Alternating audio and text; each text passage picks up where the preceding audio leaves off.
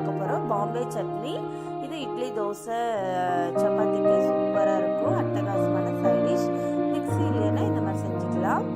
அதுக்கு தேவையான பொருட்கள் பார்த்திங்கன்னா ஆயில் கொஞ்சமாக எடுத்துருக்கேன், கடுகு, உளுத்தம்பருப்பு, கடலைப்பருப்பு, அப்புறமா கொஞ்சமாக கருவேப்பிலை, பச்சை மிளகாய் நீட்டாக கட் பண்ணி வச்சுருக்கேன், வெங்காயமும் நீளமாகவே கட் பண்ணியிருக்கேன், தக்காளியும் பொடிசாக கட் பண்ணியிருக்கேன், கடல மாவு ஒரு 3 ஸ்பூன் எடுத்திருக்கேன்,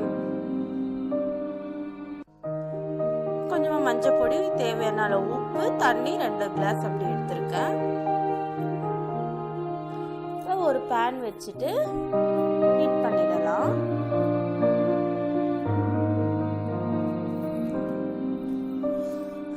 இது நல்லா ஆயில் ஆட் பண்ணிட்டு நல்லா ஆயில் ஹீட் ஆன உடனே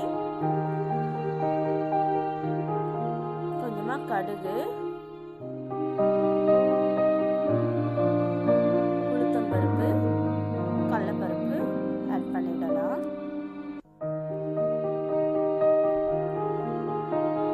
மிக்ஸி இல்லைன்னா இந்த மாதிரி செஞ்சிடலாம். இதுக்கு அரைக்கவே தேவையில்லை. கரண்ட் இல்லாத போது பிரச்சனையே இருக்காது. இந்த மாதிரி பாம்பே சட்னி செஞ்சிடலாம், ஈஸியாக குக் பண்ணிடலாம். கருவேப்பிலை கொஞ்சமாக ஆட் பண்ணிவிட்டு பச்சை மிளகாவும் கொஞ்சமாக ஆட் பண்ணிடலாம். கட் பண்ணி வச்சுருக்கிறது நீளவாக்க கட் பண்ணிக்கோங்க. அப்போ தான் பசங்களுக்கு கடிக்கும் போது சாப்பிடும்போது கடிப்படாமல் இருக்கும்.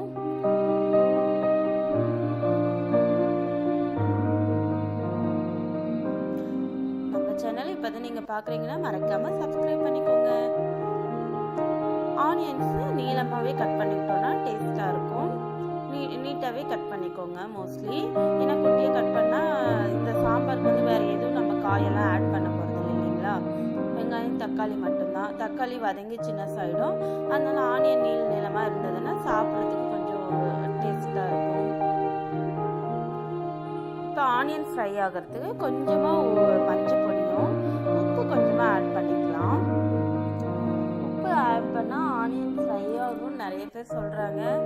அதனால் கொஞ்சமாக நான் ஆனியன்ஸில் ஆட் பண்ணிடுறேன்.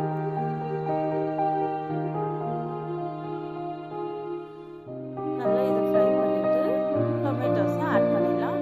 நல்ல ஒரு 3 டொமேட்டோஸ் கிட்ட எடுத்துக்கோங்க.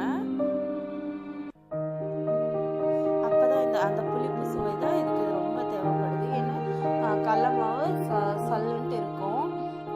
டொமேட்டோஸில் இருக்கிற இந்த புளிப்பு வந்து இந்த ஃபுல் சட்னிக்கும் நல்லா உள்ளே இறங்கும்.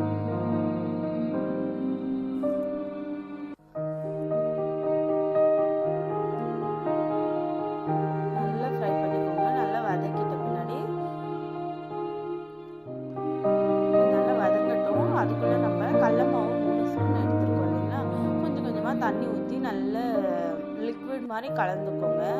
தோசை பதத்துக்கு கட்டி இல்லாமல் கலந்துக்கோங்க. விஸ்க் இருந்தால் விஸ்கில் கூட நீங்கள் மிக்ஸ் பண்ணிடலாம். கட்டி இல்லாமல் நான் ஸ்பூன்லேயே பண்ணுறதால ஃபில்டர் பண்ணி நான் ஊற்றிடுவேன். இப்போ இது நல்லா வதங்கின பின்னாடி கொஞ்சமாக தண்ணி ஊற்றி கொதிக்க வச்சிடலாம். இதுக்கு தேவையான அளவு உப்பு வந்து நம்ம இப்போவே ஆட் பண்ணிடலாம். பாம்பே சட்னிக்கு யார் பேர் வச்சாங்கன்னு தெரியல. பாம்பே சட்னி, பாம்பே சாம்பார்னு வச்சிருக்கலாம் போல.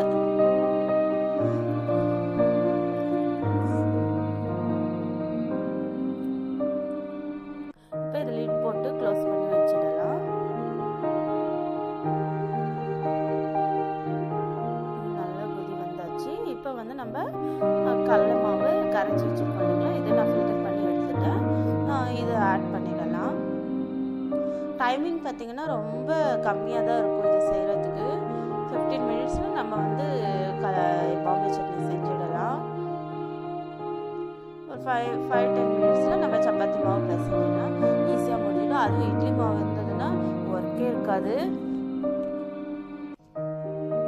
நம்ம ஊற்றின பின்னாடி கொஞ்சம் மிக்ஸ் பண்ணி விட்டுக்கோங்க. பாருங்கள் எவ்வளோ திக்னஸாக இருக்குன்ட்டு. இன்னும் கூட ஒரு 1/2 கிளாஸ் தண்ணி கூட ஆட் பண்ணிடலாம். இப்போ ரெடி ஆயிடுச்சு. நம்மளுக்கு சுவையான பாம்பே சட்னி ரெடி ஆயிடுச்சு. இப்போவே சாப்பிடணும் போல இருக்கு. அவ்வளோ டேஸ்டாக இருக்கும் இது.